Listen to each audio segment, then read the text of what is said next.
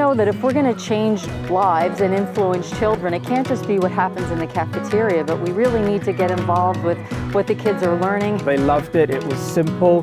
All they had to do within 5 days, they started to grow mushrooms. It was just so much fun to walk in there and see 30 mushroom kits growing with these beautiful crops coming out of them, and the kids so excited about what they were growing, how they were growing.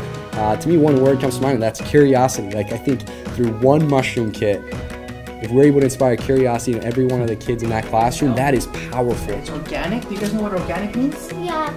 What is it, Sophia? It means like something that is good for you. Yeah, good for you.